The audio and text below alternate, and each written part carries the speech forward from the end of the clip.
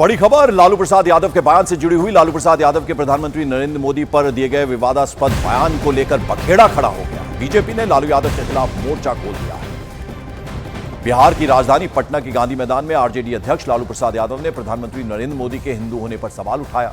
इंडी गठबंधन की जनविश्वास रैली में लालू प्रसाद यादव ने प्रधानमंत्री नरेंद्र मोदी पर आरोप लगाया कि उन्होंने अपनी मां के निधन पर बाल दाढ़ी क्यों नहीं कटवाई। लालू यादव ने कहा कि प्रधानमंत्री नरेंद्र मोदी हिंदू नहीं है, जिस पर अब बवाल खड़ा हो गया है। सबसे पहले जरा आपको यह सुना दें कि लालू प्रसाद यादव ने आखिर बयान क्या दिया था।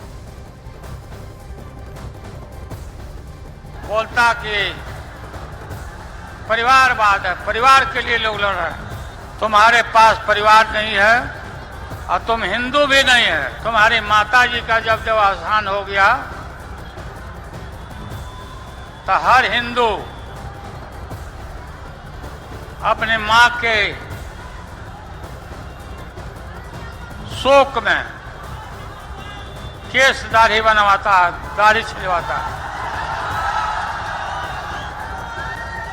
क्यों नहीं छिलवाया बताओ। पटना से चंद्रमोहन हमारे साथ जुड़ रहे। चंद्रमोहन, अब बीजेपी जो है हमलावर हो गई है, क्या कुछ रिएक्शंस आ रहे हैं?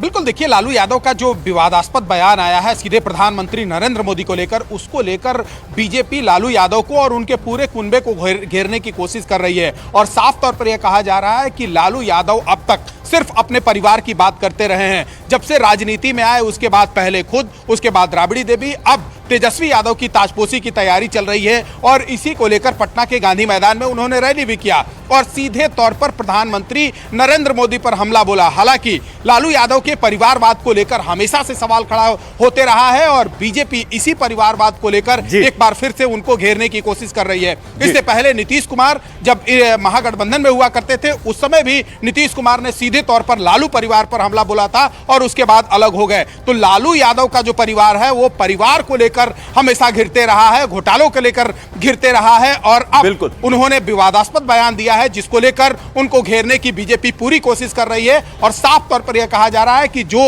लालू यादव ने बयान दिया है, कहीं ना कहीं उनकी मानसिकता गड़बड़ हो गई है, मानसिकता में कोई गड़बड़ी आई है और यही वजह है कि न तो वो अपने पास रहने वाले लोगों को पहचान पाते हैं और न वो ठीक से अपनी आगे राजनीतिक भी बढ़ा पाते हैं। बीजेपी हमलावर हो गई। बीजेपी क्या कह रही है वो हम आपको बाद में सुनवाएंगे, लेकिन हर्षवर्धन जी पहले आपके पास में आना चाहूंगा।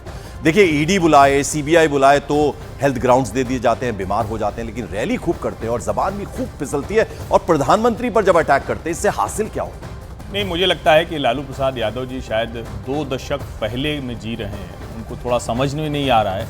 अभी भी वो मजाक उड़ाकर राजनीति कर रहे हैं। पहले भी वो यही करते थे। दुर्भाग्य से हमारे मीडिया का एक बड़ा वर्ग रहा जो इस बात को लेकर लालू जी के बड़े वो मतलब जिसको कहें ना कि इसको दूसरे अंदाज में पेश करता रहा।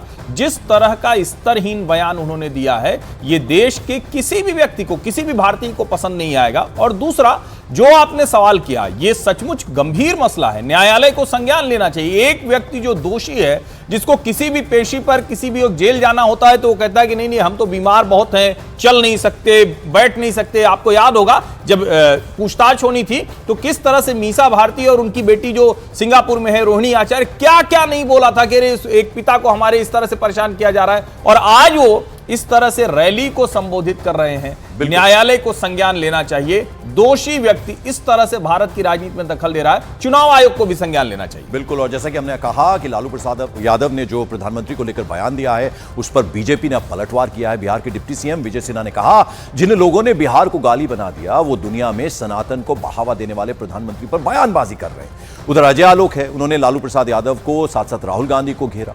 वहीं जेडीयू के नीरज कुमार ने कहा कि उम्र के इस पड़ाव में इस तरह की भाषा लालू प्रसाद यादव को शोभा नहीं देती है। श्रीमान लालू प्रसाद यादव जैसे लोग जो राजनीतिक जोकर के रूप में काम करते हैं, बिहार को मजाक बना दिए, बिहार को गाली बना दिए, और ये व्यक्ति देश के प्रधानमंत्री को तुम ताम कर रहा है। ये पॉलिटिकल भाषा हो सकता है क्या?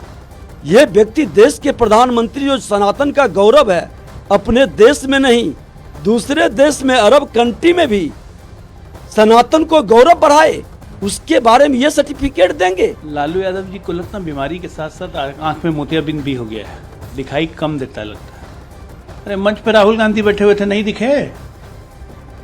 पारसी पिता ईसाई माता के पुत्र हिंदू नहीं हैं।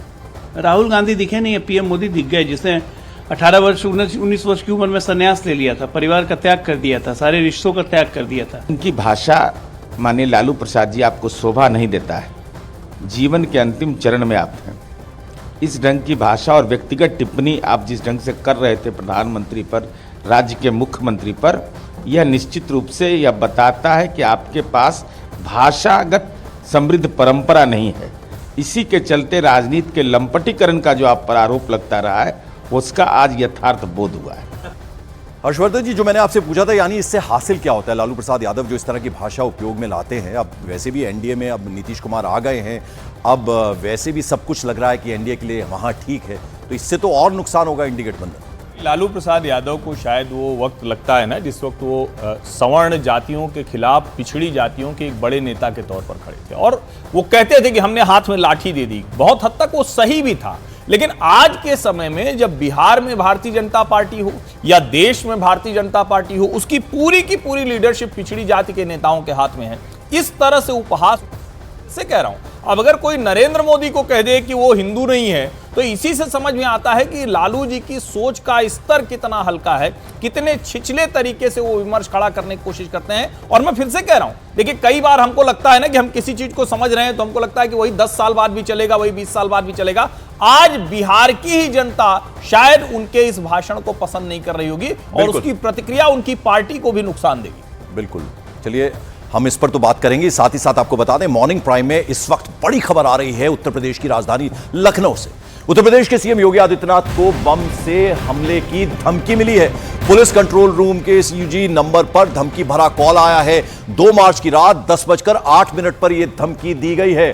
लखनऊ की महानगर पुलिस ने केस दर्ज कर अब इस पूरे मामले की जांच शुरू कर दी है। 2 मार्च को सीएम योगी आदित्यनाथ पर हमले की धमकी दी गई है और ये अब इस मामले में अब पुलिस कार्रवाई करेगी। अमित सिंह हमारे साथ हैं। अमित, क्या जानकारी, क्या अपडेट?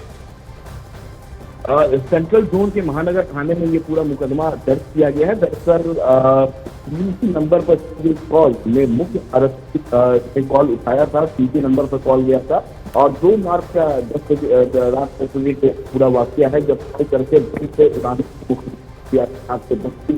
कैसे ही इधर से मुख्य आरक्षी। आपकी आवाज कुछ ठीक नहीं आ रही हम तक। हम आपसे बात करने की, वापस संपर्क करने की कोशिश करेंगे। तो आपको बता दें, योगी आदित्यनाथ पर हमले की धमकी दी गई है और बाकायदा ये फोन कर बम हमले की धमकी दी गई। पुलिस कंट्रोल रूम के सीयूजी नंबर पर यह धमकी भरा कॉल आया। 2 मार्च की रात 10:08 पर यह धमकी दी गई। लखनऊ की महानगर पुलिस ने अब केस दर्ज कर, यानी एफआईआर दर्ज कर जांच शुरू कर दी है इस पूरे मामले को लेकर। तो 2 मार्च को फोन पर यह धमकी दी गई। अमित एक बार फिर से हमारे साथ जुड़ रहे हैं। अमित, कुछ और इंफॉर्मेशन? अमित, मेरी आवाज मिल रही है आपको? कुछ और इंफॉर्मेशन, कुछ और अपडेट? देखिए पंकज, रात 10 बजे ये पूरा वाकया है जब सीयूजी नंबर पर कॉल करके मुख्यमंत्री योगी आदित्यनाथ पर हमले की बात कही गई है, बम से उड़ाने की धमकी दी गई है, जिसके बाद इधर से